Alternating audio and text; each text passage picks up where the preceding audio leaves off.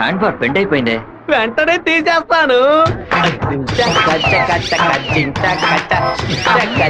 అలవాటు ఇంకా వీడు మానుకోలేదా?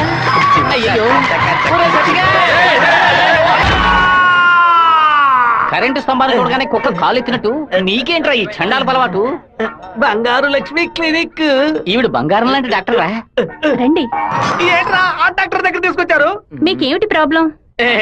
దెబ్బ తగిలిందండి. ఎక్కడ దెబ్బ తగిలింది? ఎప్పుడు సైకిలోనే వచ్చి గుద్దుతాడు, ఎవ్వు పంచర్ అయ్యేది.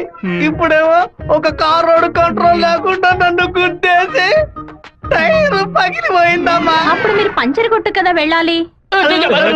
డాక్టర్ల దగ్గర లాయర్ల దగ్గర దేన్ని దాచకూడదు, ఓపెన్ గా ఉండాలి. మీరు బెదిరిపోతారు డాక్టర్. ఏమిటి చేతికి దెబ్బ తగిలిందా, కాలుకి దెబ్బ తగిలిందా? ఎక్కడ దెబ్బ తగిలినా లోపలికి వెళ్ళి ఎక్కడ దెబ్బ తగిలింది? అందుకే నేను అప్పుడే చెప్పాను.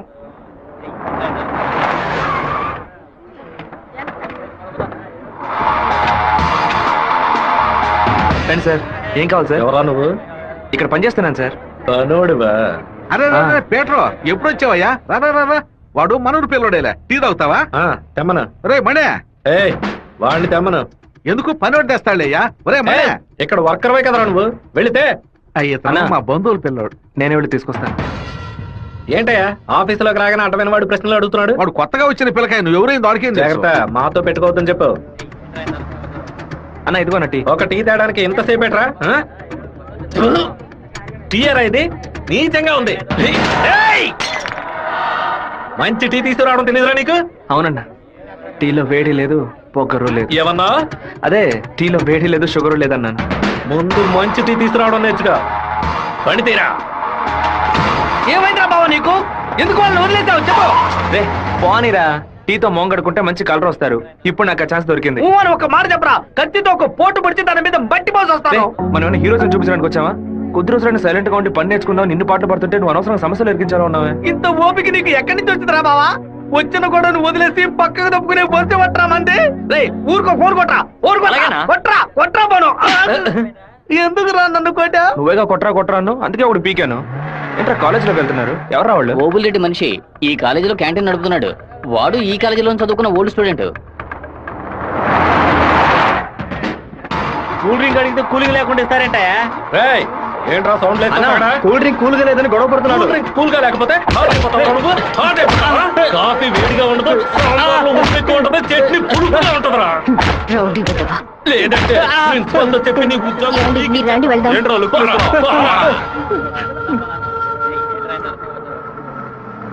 వెంకటేశ్వర కాలేజ్ దిగండి. హలో రాధిక, ఎలా ఉన్నావు? చూసి 2 రోజులైంది. రాధికానే.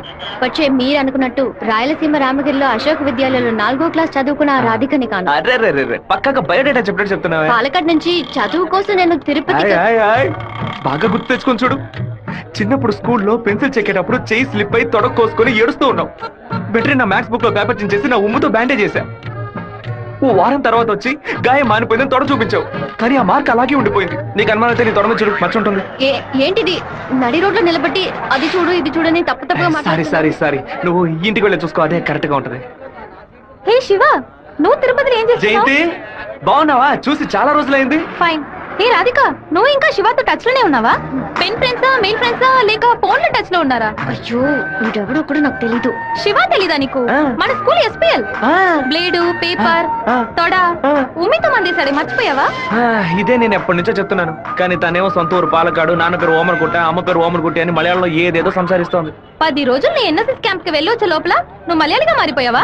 మంజు మలయాళి. మాకు బోర్ కొట్టినప్పుడల్లా మలయాళంలో మాట్లాడుకుంటాం. ఆపుతావా నీ బయోగ్రఫీ? జయంతి నీ ఫోన్ నెంబర్ ఏంటి? 9950887461. రాధికాది ఒక నంబరే డిఫరెంట్, 87462. నా నంబర్ ఎందుకు ఇచ్చావు? సారీ, దాని నంబర్ ని ఎరేజ్ చేసి పారేసే నంబర్. బావా ఏం చేస్తున్నావురా ఇక్కడ? అనంతపురానికి ఎన్ని బస్సులు వెళ్తున్నాయో లెక్కేస్తున్నాను. వద్దురా బావా, అది మలయాళం అమ్మాయిగానే ఉండిపోని, మనం తెలుగు వాళ్ళుగానే ఉండిపోదాం. 2 రాష్ట్రాలు కలవడానికి మనం పాటుపడింది చాలరా. సగం బాడీతో మనం పులివెందులకు వెళితే ఎవరు మనల్ని గుర్తుపట్టారా బావా. అయ్యగారి చెవికి ఈ విషయం లీక్ అవుట్ అయిందనుకో, నా ముక్కు నుంచి రక్తం ఫ్లో అవుట్ అవుతుందిరా బావా. ముక్కుకు బ్యాండేజ్ చేసుకోవచ్చులే. వీడు నా అంత చూడండి వదిలిపెట్టేలా లేడు.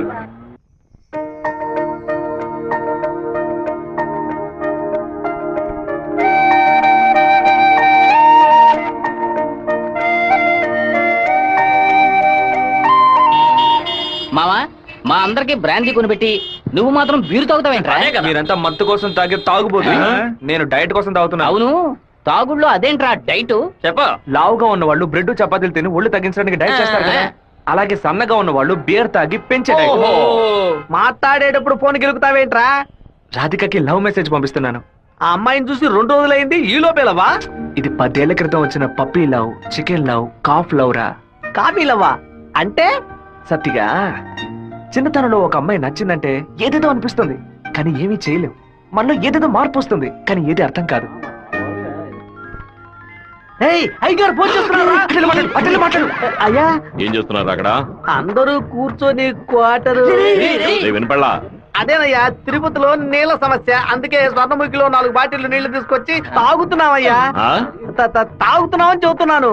నీళ్లను బాగా మరిగించి తాగండ్రా. అవునయ్యా, ఇక్కడ కొంతమంది బాగా మరిగించి హాట్ వాటర్ లా తాగుతున్నారయ్యా, కొంతమంది ఫ్రిడ్జ్ లో పెట్టి సలసల్లగా తాగుతున్నారు. అది సరే, మా వాడు శివేం చేస్తున్నాడు? సలసల్లగా తాగుతున్నారయ్యా. తాగేటప్పుడు కూడా డైట్ మెయింటైన్ చేస్తున్నారయ్యా. ఎందుకు డైట్? ఒళ్ళుని పెంచుకోవడానికి కొన్ని మందులు తీసుకుంటున్నారయ్యా. అలాగా? అదేదో మంచి మంది అయితే ఓ 10-12 ప్యాకెట్లు ఇక్కడికి పంపించు. మీ అమ్మగారు కూడా ఇద్దాం. అది ప్యాకెట్ లో రాదయ్యా, బాటిల్లోనే వస్తుంది. కొరియర్ లో పంపిస్తే కింద కొలగబోస్తారు. నేను వచ్చేటప్పుడు 4 బాటిల్లు తీసుకొస్తానయ్యా. సరే, ఫోన్ అవుతారు శివకి. ఫోన్ లో కంపేమన్నా తెలుస్తుందట్రా? చెప్పండి అన్న. ఇక్కడ నీ పాస్పోర్ట్ రెడీగా ఉంది. నీకు వీలున్నప్పుడు వచ్చి పోస్ట్ ఆఫీస్ నుంచి తీసుకెళ్ళు. అలాగే నాన్న. జయంతి, నిన్న నైట్ ఒక పిక్చర్ మెసేజ్ పంపించాను కదా, అది శివకి పంపించావు. అవును, ఎందుకే పంపించావు? ఐ లైక్ యూ అని వాడు టైప్ చేసి మళ్ళీ నాకే పంపించాడు చూడు. సరే, తొడ మీద మచ్చ ఉందని చెప్పాడే, దాన్ని చూసావా? చూశాను. ఎందుకు చూసావు? నా తొడ నా గాయం. నీ తొడేనమ్మా. ఇంతకు ముందు ఎన్నిసార్లు చూసుకున్నావు? ఎప్పుడైనా ఒకసారి చూసుకుంటా. వాడు చెప్పగానే చూడాలనిపించిందిగా. ఇలాగే మొదలవుతుంది. 100 సార్లు అద్దంలో చూసుకుంటాం, అప్పుడంతా మన మొహాన్ని సరిగ్గా చూసుకోం. రోడ్డున పోయే ఒకడు నువ్వు చాలా అందంగా ఉన్నావని చెప్తే చాలు. పూలు పెట్టుకునేటప్పుడు, బొట్టు పెట్టుకునేటప్పుడు, తల దూకునేటప్పుడు కూడా ఎప్పుడు మొహం అందంగా ఉందా లేదా అని చూసుకుంటాం. ఏదో లోకంలో ఉండి వాడే లోకం అనుకుని చెప్పాలనిపిస్తుంది. అందులో ప్రాబ్లము. ఆ తర్వాత సైనైడ్, సూసైడ్ అని అమ్మాయిల జీవితం మొత్తం టెన్షనే. ఆపుతావా? శాపాలు పెట్టకు. వెంకటేశ్వర కాలేజ్ వచ్చింది. హాయ్ రాధిక, ఎలా ఉన్నావు? మీకేం కావాలి? ఇలా ఉన్న పడంగా అడిగేస్తే ఎలా? ఏం జయంతి చెప్పేనా? అనవసరంగా నిన్న రాత్రి నాకు తప్పుగా మెసేజ్ పంపించారు. ఎవరిని అడిగి పంపించారు? నా నంబర్ సేవ్ చేసుకోవడానికి మీకు ఎవరు పర్మిషన్ ఇచ్చారు? ఎవరిని పర్మిషన్ అడగాలి? హెచ్ఓడినా, ప్రొఫెసర్నా, మీ నాన్న, అమ్మనా? మీ నాన్న ఎక్కడున్నారు? తిరుపతిలోనా, వేంపల్లోనా? Give me your father's number yeah. అనవసరంగా వాళ్ళ నాన్న పేరు ఎందుకు ఎత్తావు? నేనేమన్నా ఆయన గురించి బ్యాడ్ గా మాట్లాడానా? ఏమైంది ఇప్పుడు? వాళ్ళ నాన్నగారు ఇప్పుడు లేరు. తన స్కూల్లో చదువుతున్నప్పుడే ఆయన చనిపోయారు. వాళ్ళ నాన్న గుర్తుకు రాకూడదని వాళ్ళ మావయ్య ఇంట్లో ఉంచి చదివిస్తున్నారు. నేను సారీ చెప్తాను గానీ నువ్వు నా లవ్ మ్యాటర్ కొంచెం చెప్పి కన్విన్స్ చేయొచ్చు కదా. ఇలా చూడు, నువ్వు నా ఫ్రెండ్వే, తను నా ఫ్రెండే. నువ్వు ప్రేమించమని కన్విన్స్ చేయమంటున్నావు, తను ప్రేమించొద్దని కన్విన్స్ చేయమంటుంది. నేనేం చేయలేను బాబు, నువ్వే వెళ్ళి మాట్లాడుకో. సరే, నేనే మాట్లాడుకుంటాను కానీ నువ్వు నాకు ఒకే ఒక హెల్ప్ మాత్రం చెయ్యి. ఇవాళ 6 గంటల గీతాంజలి రెస్టారెంట్ లో వెయిట్ చేస్తూ ఉంటాను. తను 10 నిమిషాలు రమ్మని చెప్పు, ఆ తర్వాత తను డిస్టర్బ్ చేయను. సరే.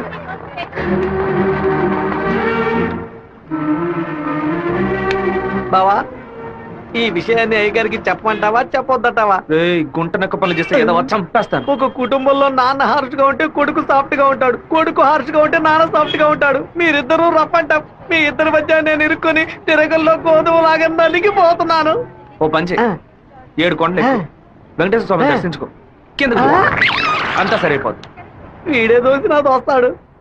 వాడు పిలవగానే ఎందుకే నేను రెస్టారెంట్కి వెళ్ళాలి? వాడు లవ్ చేయమని ఎలా నీ వెంటపడి తిరుగుతున్నాడు, అదే విధంగా లవ్ చెయ్యొద్దని నువ్వు కూడా కొంచెం తిరగాలి. కొంచెం బుర్రకెక్కేలా చెప్తావా? ఎప్పుడు వద్దనే మాట మొహం మీద చెప్పినా అంత తేలిగ్గా వదిలిపెట్టరు. వాళ్ళకి అర్థమయ్యే విధంగా మన ప్రాబ్లం ని చెప్తే ఒప్పుకుంటారు. హే, శివ చిన్నప్పటి నుంచే మనకి తెలిసిన వాడే కదా, ఎందుకు భయపడుతున్నావు? ధైర్యంగా వెళ్ళు, క్లియర్ గా మాట్లాడు.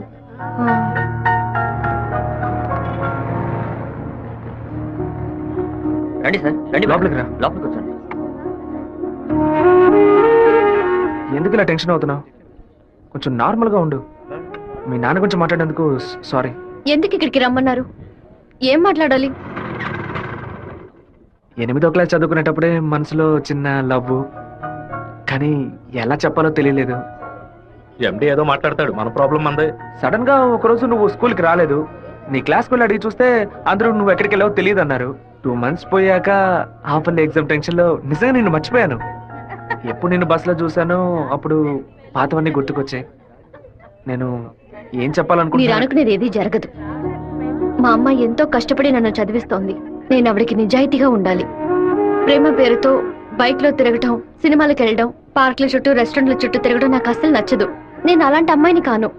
నెక్స్ట్ వీక్ మీట్ అవుదాం, సరేనా? Okay okay. నేను చెప్పింది మీకు అర్థమైంది అనుకుంటాను. సెట్ పూరి. దయచేసి నా బాధను అర్థం చేసుకోండి. ఇంకా హలో, నీకేమైనా బుద్ధుందా? లోపల మనుషులుంటే ఎగేసుకొని తెరిచి పడి చూస్తున్నా. మామయ్య, అది నేను మామయ్య.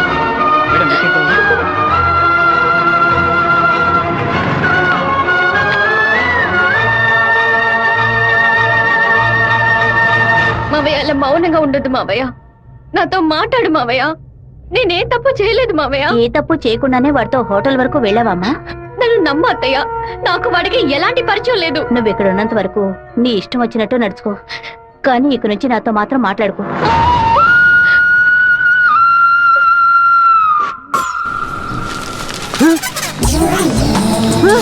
தெய்வீகமான திருச்சி டவுனுக்குள்ள இப்படி டவுசர் சட்டையோட அலையிறானுல இந்த கேக்குறேன். பாத்ரூமுக்குள்ள குளிச்சு புட்டு மாத்து துணி கூட மாத்தாம எங்க போயிட்டு இருக்கீங்க? क्या बोल रहे? நீங்க வடநாடா? அதானே பார்த்தேன். தமிழ்நாட்டுக்கார பிள்ளைய இப்படி டெஸ் பண்ணாதேலே. ஏமா இப்படிக்கான டெஸ் போட்டுக்கிட்டு எங்க ஊர் பிள்ளைய மனச மாத்துறீங்க? Don't talk too much. திருமச்சாவும் பேசுவேன். தொடதறியிறாப்லையும் கடதறியிறாப்லையும் அரையும் முறையுமா டெஸ் போட்டு வந்தா ஆம்பளை நிலைமை என்னமாகிறது? என்னடா பொண்ணுகிட்ட வம்பு பண்ற? ஏமா அரையும் முறையுமா டெஸ் போட்டு வந்து நிக்கிறாளுங்க, அவளை கேட்காம ஏன் சட்டையை பிடிச்சிருக்கிற? இப்படி அதிகமா பேசுன உன்னை ஈவ் டீசிங், பெண் கொடுமை, வன் கொடுமை, வரதட்சணை கொடுமை, மாமனார் கொடுமை, மச்சன கொடுமை, குழந்தைனார் கொடுமை, அண்ணன் கொடுமை, தம்பி கொடுமை, சொத்துரிமை, பெண்கள் உரிமைன்னு இப்படி எல்லா சட்டத்திலும் மேல கேச போட்டு உள்ள தள்ளிடுவேன். ஆமா, பொம்பளையில காப்பாத்த இவ்வளவு சட்டம் இருக்கே, ஆம்பளையில காப்பாத்த ஏதாச்சும் ஒரு சட்டம் இல்லையா? ஒரு சட்டமும் இல்ல. அப்ப எனக்கு சட்டையே தேவையில்லை, வேட்டியே தேவையில்லை. సెమిస్టర్ అవగానే ఊరికెళ్ళి అమ్మతో 10 రోజులు ఉందాం అనుకుంటున్నా.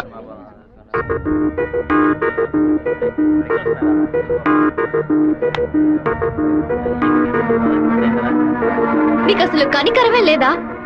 ఎందుకు నా వెంటబడి టార్చర్ పెడుతున్నావు? మావయ్య నన్ను అసలు ఎంత అసహ్యంగా చూశాడో. ఇన్ని రోజులు కన్న తల్లిలా చూసుకున్న నా అత్తయ్య నాతో మాట్లాడనుంది. ఇంకా నన్ను నేను నిన్ను బాధపడడానికి రాలేదు, ఇంకెప్పుడు నీ వెంట పడనని చెప్పడానికే వచ్చాను. ఆ రోజు నేను బస్సులో చూసి నువ్వు రాధికవేనా అని అడిగినప్పుడు నువ్వు శివవే కదా, నువ్వు మామూలుగా అడుగుంటే నా పాటికి ఒక బాయ్ చెప్పి నేను వెళ్ళిపోయి ఉండేవాడిని. నువ్వు కాదు కాదు అంటూ నాకు అవును అన్నట్టు అనిపించింది. నువ్వు వద్దు వద్దు అంటుంటే నాకు కావాలనిపించింది. అందుకే కొంచెం ఓవర్గా బిహేవ్ చేశాను. బైక్లో తిరగడం, సినిమాలకు వెళ్ళడం, పార్కులు, రెస్టారెంట్కి వెళ్ళడం, ఇలాంటి లవ్ అంటే నాకు నచ్చదు. నిన్ను పెళ్లి చేసుకోవాలని ఆశ అంతే. ఇవాళ నుంచి సరిగ్గా 6 నెలల తర్వాత ఒకే ఒకసారి 2 నిమిషాలు నేను కలవడానికి వస్తాను. నువ్వు సరే అంటే నేను పెళ్లి చేసుకుంటాను, వద్దు అంటే నా తలరాత అంతే అనుకుని వెళ్ళిపోతాను. ఒక మగాడి కష్టం వస్తే అది తన వరకే ఉంటుంది, కానీ ఒక అమ్మాయి కష్టం వస్తే అది తన కుటుంబాన్ని బాధిస్తుందని నాకు అర్థమైంది. నాకు ఒక తోడబుట్టిన చెల్లెలు ఉంది. ఒక ఆడదాని కష్టం ఏంటో నాకు తెలుసు.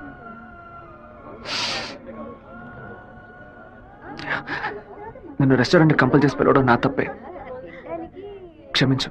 మనసే మరిగిపోయే మౌనం కరిగిపోయే ఏదో జరిగిపోయే నాలో మదనమాయే ఒకే ఒక అనుమతి కోసం వేచేను నా హృదయం, ఒకే ఒక హృదయం కోసం వేగెను నా మౌనం, ఒకే ఒక క్షణమే అయినా నీ కోసమే బ్రతికిన చాలు. నా గుండెలో నీవే ఉండి జీవించడే వరమే. ఏదో ఏదో వేదనలో నా గుండె రగిలేనులే, ఏదో ఏదో కావాలి అను ఆరాటమాయెనులే. మనసే మరిగిపోయే మౌనం కరిగిపోయే.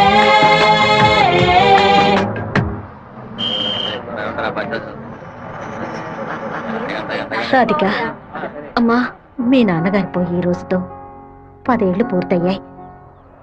కానీ ఈ 10 ఏళ్ళు 10 నిమిషాల్లా గడిచిపోయాయి.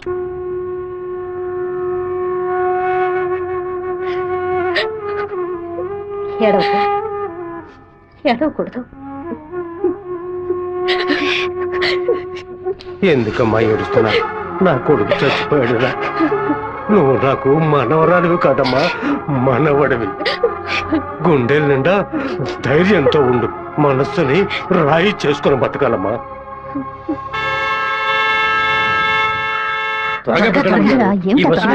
మళ్ళీ 1 బస్కి వెళ్ళాలి. దాన్ని ఆడు పెద్ద సమస్యగా ఏమిట్రా ఏమిటయ్యా? ఆయన నన్నే చూస్తున్నట్టు ఇంత పిరికి వెద్దవి కనుక నీకెవడు పిల్లని ఇవ్వడం లేదు, అర్థమైందా? నాకేవు, నేను తీసుకొస్తాను, నువ్వు పద పద. అందరం కలిసి ఒకసారి మాట్లాడుకుందాం. అప్పుడు కూడా కుదరకపోతే తర్వాత చూసుకుందాం. ఏ గంగా, ఏంటా నడక? పిల్లి నడుస్తుంది, కుక్క నడుస్తుంది, కొత్తగా నానాడ గురించి అడుగుతున్నారేంటి? సరే వాడి సంగతి అలా ఉంచు. ఆ సుబ్బారావు కూడా చేపల పులుసు పట్టుకుని అటు ఇటు తిరుగుతున్నాడే, వాడి సంగతి ఏంటి అంట? చేపల పులుసా? అయ్యో, ఏవే, నువ్వు పెట్టే చేపల పులుసు వాసన నాకు తెలియదా? లేదా క్యారేజీలో తీసుకెళ్లేటప్పుడు చప్పుడు రాదా? మన శివకేనండి. ఎప్పుడైనా చేపల పులుసు పెడితే బస్సులో పంపిస్తాను. కొర్రమీను తలముక్కంటే వాడికి మహా ఇష్టం. నీకు అసలు బుర్రా బుద్ధి ఉందా అంట? ఆడు బాడికి దాన్ని అక్కడ పక్కన పెట్టి బస్సు తోడుకుంటూ ఉంటాడు.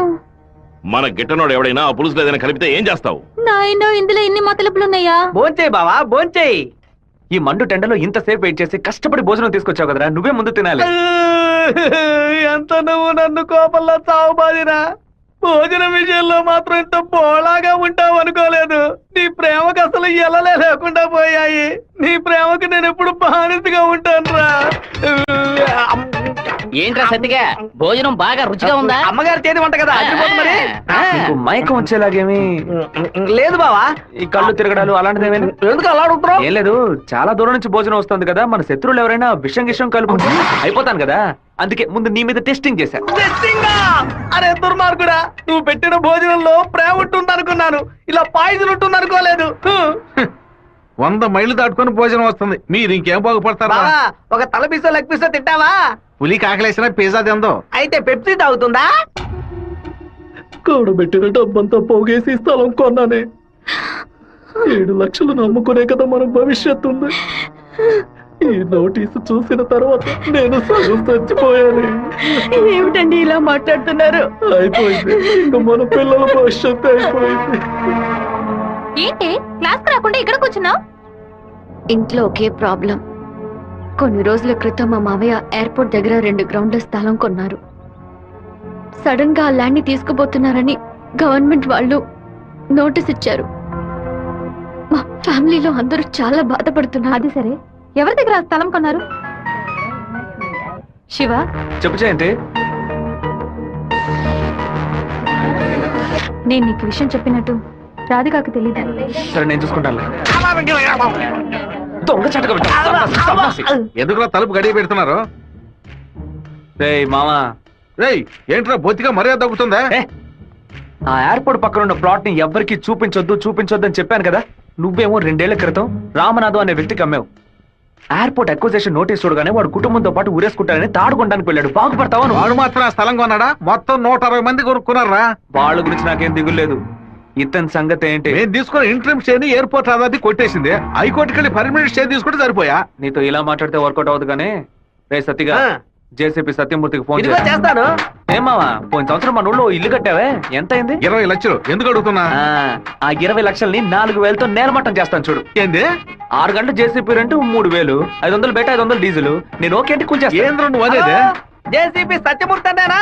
ఒక 6 గంటల సేపు జేసీపీ కావాలి, కొంచెం లైన్ లో ఉండండి. కుదరదని ఎక్స్ట్రా చేసావనుకో, జేసీపీ ఇంట్లో ఇంటిని కూల్ చేయాలి, డీజిల్ పోసుకొని రెడీగా ఉండండి. కొత్తలే కానీ వాస్తు బాగోలేదు. ఇప్పుడు నేను చేయమంటావురా? ఏడుస్తున్నారు రామనాథం, నవ్వాలి. లేదు, డీజిల్ పోసుకొని రెడీగా ఉన్నారట. ఫోన్ పెట్టరా ముందు. ఇలా చూడండి సార్, 2 ఏళ్లకు ముందు ఆ స్థలం 7 లక్షలు కొన్నారు. ఇప్పుడు దాని విలువ 10 లక్షలు ఉంది. నేను కాదంటోలా, కానీ నేను 8 లక్షలే ఇవ్వగలను. మీ ఒరిజినల్ డాక్యుమెంట్లు ఇచ్చేసి ఈ అగ్రిమెంట్ లో సంతకం పెట్టండి. మినిస్టర్ చేత రికమెండ్ చేసి ఉంటే పోయి ఉండేది. పోయిపోయా కుర్ర కుంకల చేత సెల్ ఫోన్ లో జేసీబీ మిషన్ పెట్టుకున్నారండి. చెప్పు రాధిక. మా ల్యాండ్ ప్రాబ్లం సాల్వ్ అయిపోయింది. ఆ ఓనరే స్వయంగా వచ్చి డబ్బు చెల్లాడు. ఎవరో రికమెండ్ చేశారు.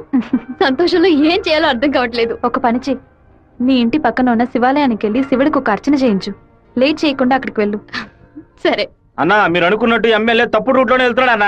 నదిలోంచి ఇసుక తీసే క్వారీ కాంట్రాక్ట్ ని ముద్దు కృష్ణ అనే బినామీ పేరుతో వీడే నడుపుతున్నాడు. రోజుకి 250 లోడ్లే తీయాలయ్యా, కానీ వీడు 450 లోడ్ల దాకా తీస్తున్నారు. ఆ మన్నంతటిని వైజాగ్ తరలించి అక్కడ పోర్టు ద్వారా విదేశాలకు ఎగుమతి చేస్తున్నారయ్యా. మన దగ్గర అన్ని ఆధారాలు ఉన్నాయా. తహసీల్దార్ గారు కూడా వచ్చారు. రమ్మని చెప్పండి. చెప్పండి. నమస్కారం. ఏంటి సార్ ఇదంతా? రాజకీయ నాయకుల అధికారం ముందు మేమేం చేయగలమండి? గవర్నమెంట్ ఉద్యోగులు ఇట్లా మాట్లాడచ్చా? అనంతపురానికి నీటి సరఫరా ఉండదు, సాగు చేయడానికి ఈలుగా ఉండదు అని వ్యవసాయాన్ని మూలన పడేశారు. జరిగే కొద్ది వ్యవసాయం భూగర్భ జలాలపై నమ్ముకునుంది. ఏటి మనను శుభ్రంగా ఊడ్చేస్తే బోర్లో నీళ్ళు ఎక్కడి నుంచి వస్తాయి?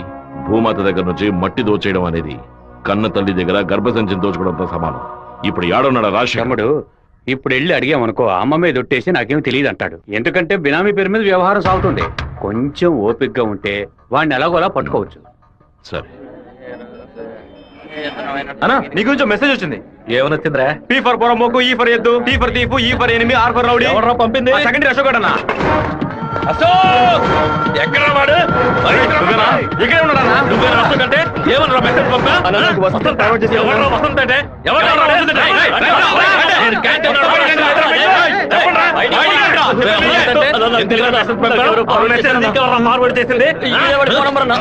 ఏ జయంతి, ఆ మెసేజ్ ని క్రియేట్ చేసింది నేనే. అందరి దగ్గర మొబైల్ చెక్ చేయండి. నిన్న క్యాంటీన్ లో పీటర్ మంజుని ర్యాగింగ్ చేశాడు కదా, ఆ కోపంలో మంజుకి మెసేజ్ పంపించాను. అది ఎవరికో ఫార్వర్డ్ చేసింది. ఇక్కడ ఉన్న వాళ్ళ ఇన్బాక్స్ లో మెసేజ్ కనుక ఉందంటే వాళ్ళ బట్టలు తీసి నడి రోడ్డులో చెప్పు జయంతి. చెప్పేట్రా. ఆ మెసేజ్ నాకు వెంటనే ఫార్వర్డ్ చేయి. నేను దాన్ని రాధికకు పంపిస్తాను. దాన్ని డిలీట్ చేయకుండా వాడికి చూపించమని చెప్పు. ఎవడరా ఈ నంబర్? నాకేం తెలియదు. ఎవడరా నీకు పంపింది? శివ. శివ పంపించాడు. డిలీట్ చేయొద్దు. ఎవడు శివ? మెసేజ్ పంపించిందనా? ఉమా, ఎవర్రా ఉమా? రేయ్, దీని మొబైల్ చెక్ చేయరా. పంపించింది మంజు అన్న. ఏయ్, ఎవరు పంపారా నీకు? రాధిక. అసలు మెసేజ్ నీకు ఎవరు పంపారా? ఫార్వర్డ్ మెసేజ్ ఎవరో నాకు తెలీదు. 9842465567 ఎవరి నంబర్ ఇది? నాకు తెలీదు. ఏయ్, ఎవరి నంబర్ ఇది? బాస్, నేనే బాస్. నేనే ఆ మెసేజ్ క్రియేట్ చేశాను. రేయ్, మీరందరూ వెళ్ళండి. క్లాసులు వెళ్ళండి. ఉండు రావే. రా, నువ్వు వెళ్ళు.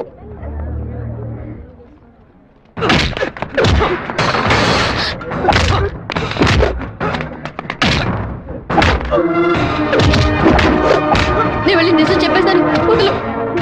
నిజం చెప్తే నీ డ్రెస్ చింపేస్తాడు. పర్వాలేదా? రా.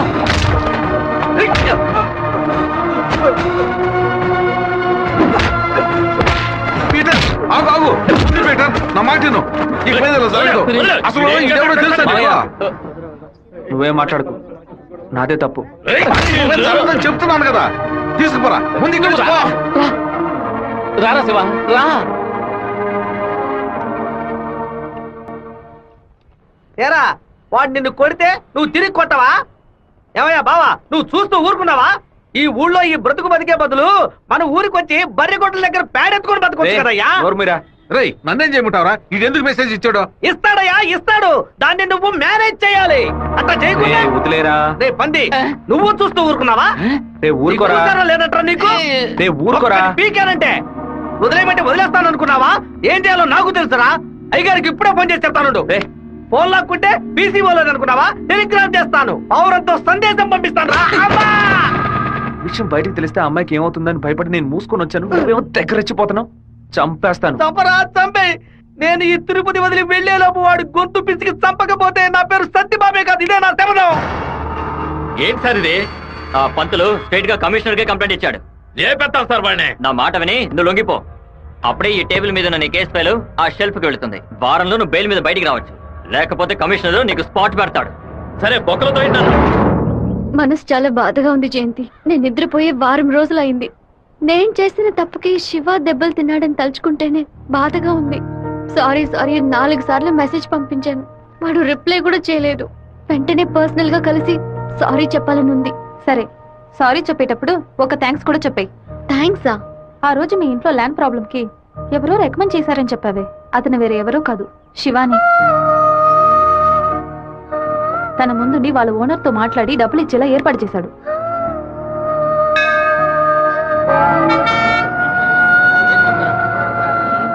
రాధిక, నమశివాయ నమశివాయ నమశివాయ. ఏంటి మూడౌట్లో ఉన్నావు? అంతా మంచి మూడేలే. శివాకి సారీ చెప్పబోతున్నావనా?